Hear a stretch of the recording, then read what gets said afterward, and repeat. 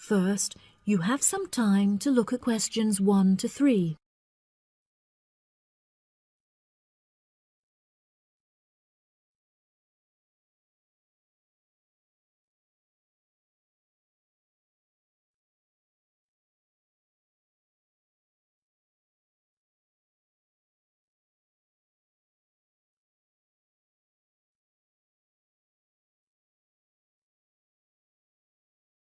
That'll be $23. Right, there's your change.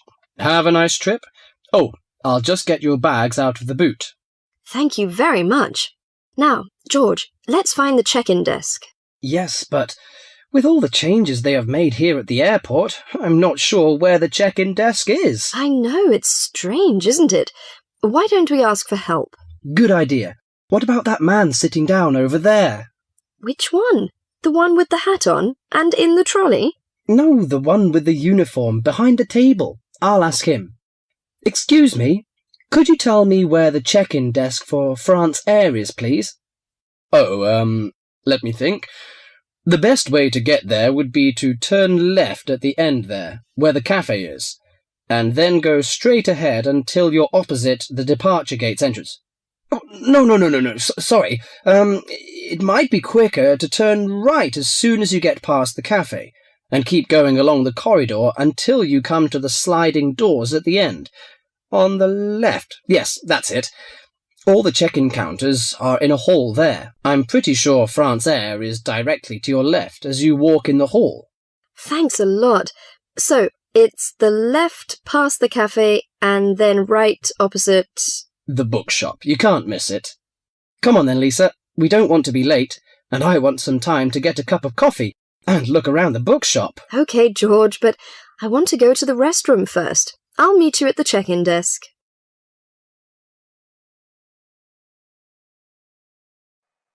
Before you hear the rest of the conversation, you have some time to look at questions 4 to 10.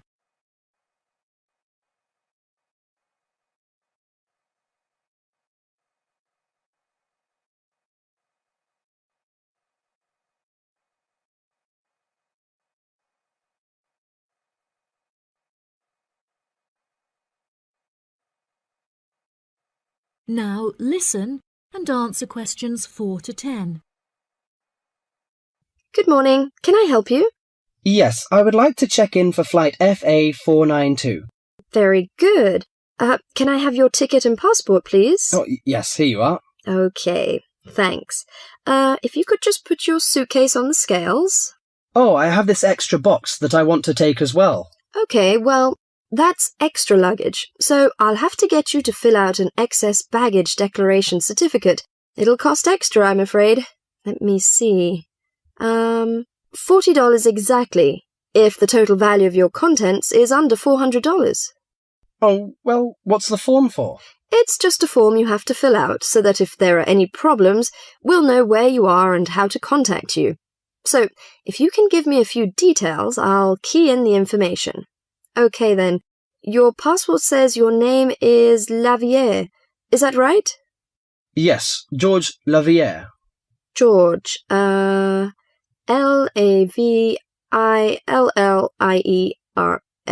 Good. Now, nationality. French? No, wait a minute. It's a Swiss passport. Well, yes, I live in France, but I was born in Switzerland. Swiss. Very good. Flight number FA492. Destination is... Paris. Are you connecting with any other flight in Paris, or will you be staying there? I'm spending my vacation in Paris. Well, Sèvres, just outside Paris. OK. So what's the phone number there? Let me think. The country code for France is 33, and the number is 198614537. Right, so that's 331-9861-4537. Yes, that's it. And can you tell me briefly what you have in the box? Well, there are some books, just university textbooks from last semester, some clothes, and, my computer disks. OK, thank you. And what would be the approximate value of the contents? Quite a bit, actually. About $150. That's all. There's your receipt for the box, your passport and ticket, and here is your boarding pass. Gate 7. You can board the plane in about 35 minutes. Have a nice flight. That is the end of part 1. You now have half a minute to check your answers.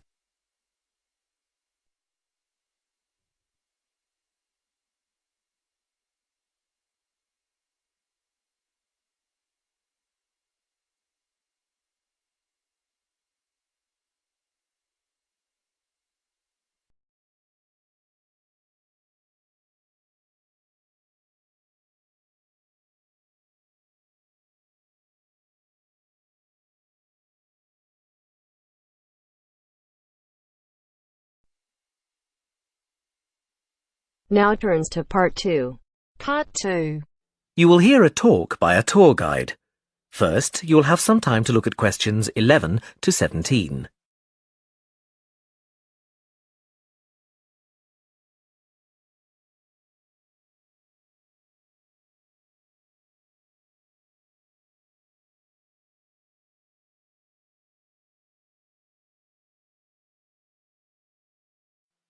Now listen carefully and answer questions 11 to 17. Welcome to San Fernando City Tours. I'm Mark, your tour guide. We have a lot to see in 3 hours, so make sure you're comfortable.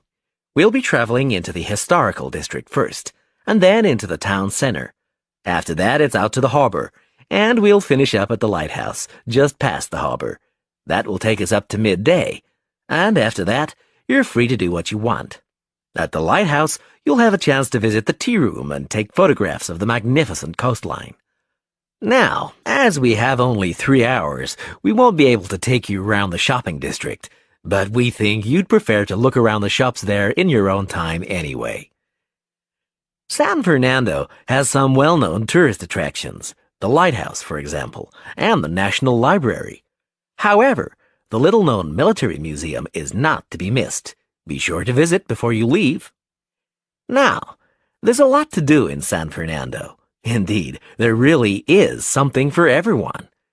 For those who love the water, I can recommend a trip on the Seafarer, one of the most famous boats on the San Fernando River. It does an evening trip with a 3-course meal included. It's great fun for everyone, but especially for young people in their teens or 20s. After 9, there's a disco on the boat, and it gets really lively. Then there's a climbing wall near the town center. It's incredibly popular, with a large wall for expert climbers and a smaller wall for novices. There's a junior wall and a creche, so it's a great day out for those of you with kids. And if you like walking, there's some great walking tours. The City Sights tour is highly recommended, as is the walking tour by the coast.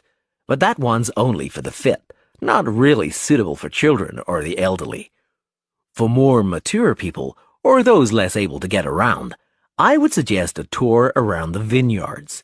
It can be done in the luxury of a coach, and it's a wonderful way to explore the region's wines.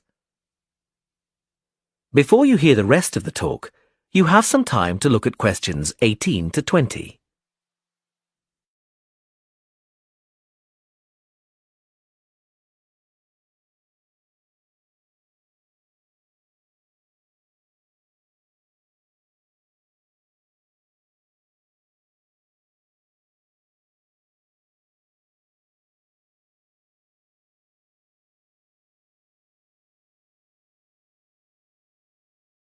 Now listen and answer questions 18 to 20.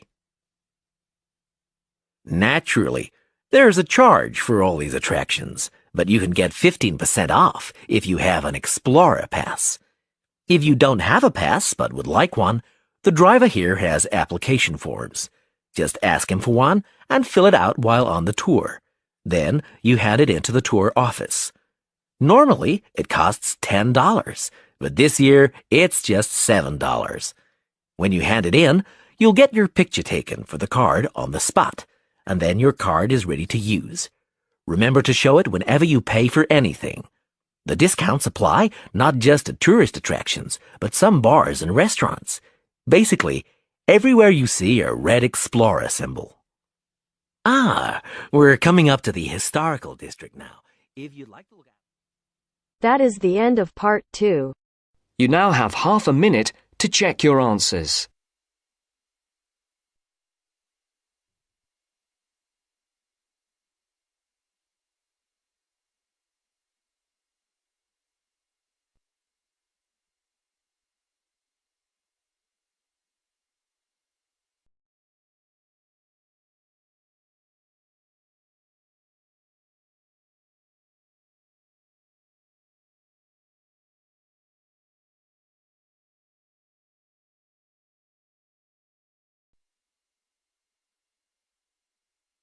Now turns to part 3.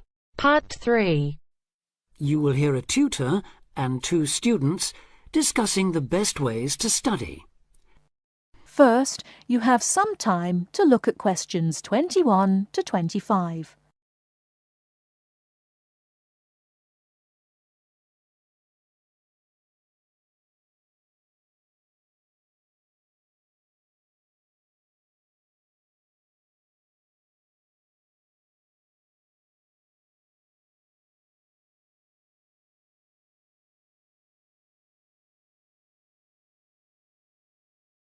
Now listen carefully and answer questions 21 to 25.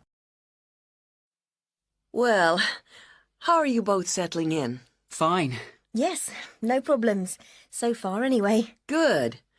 Remember that as your personal tutor, I'm here to help you if you do have any difficulties. Now, as you know, lectures start on Monday, so I thought we'd look at a few ways of making the most of them, especially in terms of the notes you take. Let's begin by thinking about what you can do before you even go to the lecture. Any ideas? Make sure you're up to date with all the background reading, so you know plenty about the subject already. Yes, that's essential. The lecturer will assume you have that knowledge. Anything else, Carlos? Well, check what the topic's going to be. Of the lecture, that is. I'd go a bit further than that and consider what the content may be. Then you could ask yourself some questions that you want answering and listen out for the relevant information during the lecture. Okay. Now that brings us to the lecture itself and the actual business of writing notes. But there's a lot to deal with there, so we'll come back to that later. What I'd like to do for the moment is continue with the process of note-taking and move on to the next stage. Any suggestions for what that might be? When the lecture is over, you mean? Yes, once you're able to sit down somewhere quiet with your notes. Read them? More than that, you need to make sure they'll still make sense to you weeks, months later. Edit them? Yes, that's what's needed. It's well worth spending a few minutes on it. Any missing words, anything difficult to read, things you didn't have time to jot down, now is the time to do so, while everything's still fresh in your mind. Right. And after that, when's the best time to revise them? When do you think, Carlos? I'd say just before the next lecture, in the same subject. Precisely. That's a vital time to look at them again, for obvious reasons. But it's definitely not the only time. When should you revise them again? A month later, maybe? Sooner, and much more often than that. I'd recommend you look at them again once a week. That's why it's so important they're complete and easy to follow.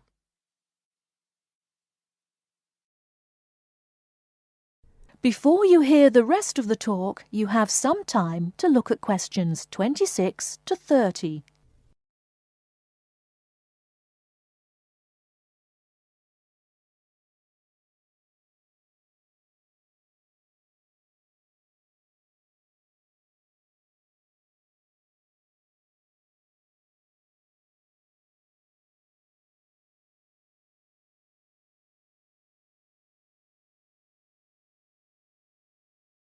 Now listen and answer questions 26 to 30. Right. Let's go back to note-taking and begin with the basics before the lecture has even started. What should you do when you walk into the room? Get a good seat. At the front if you can. where you can hear clearly and avoid distractions. Yes, though obviously others will have had the same idea, so it's as well to get there a bit early. So, when the lecture's underway and you're busy jotting things down, what should you try to ensure? That you're getting all the main points. And what if you don't catch something you know must be important? I'd leave a space.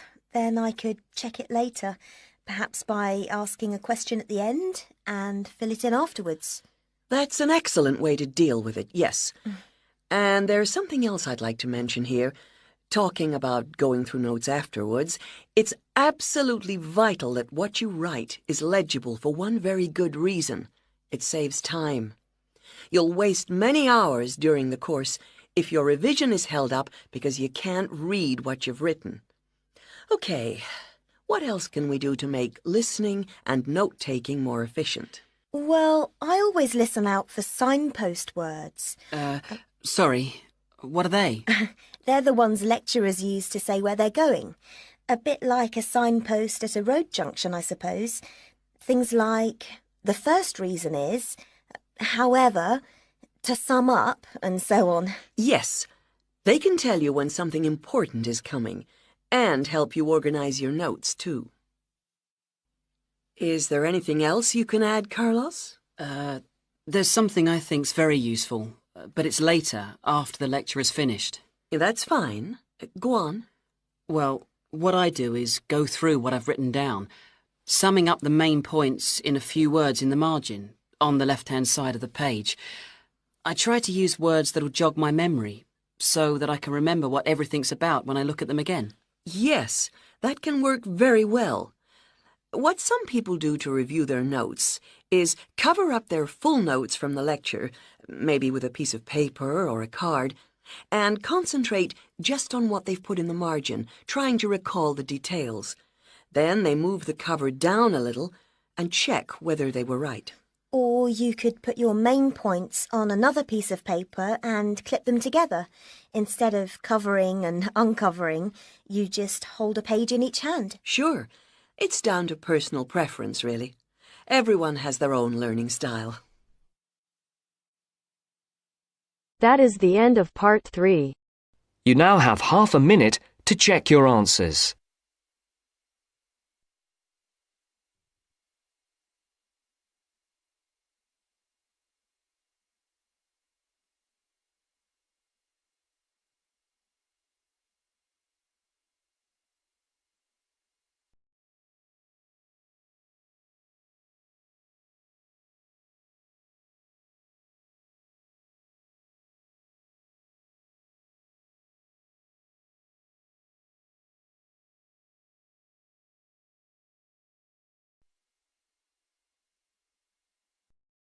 Now turns to part 4.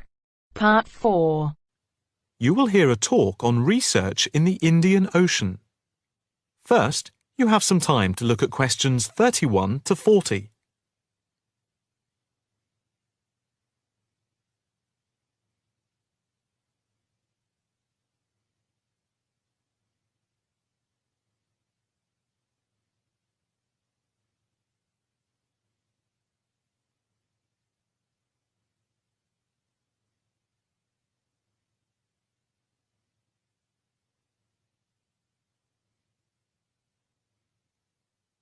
Now listen carefully and answer questions 31 to 40.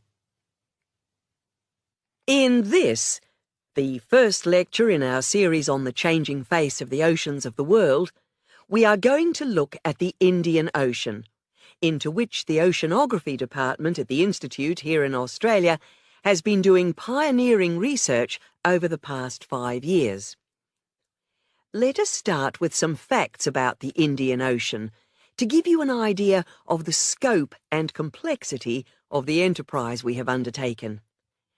As you can see from the diagrams here on the screen, showing the relative size of the planet's 5 oceans, the Indian Ocean comes third after the Pacific and Atlantic Oceans, but is larger than the Southern Ocean and the Arctic Ocean. On this slide, you can see that the Indian Ocean is different from the two larger oceans in that it is landlocked to the north and does not extend into the cold regions of the North Pole. Covering some 73,440,000 square kilometres, the ocean constitutes approximately 1/7 of the Earth's surface and about 20% of the world's total ocean area.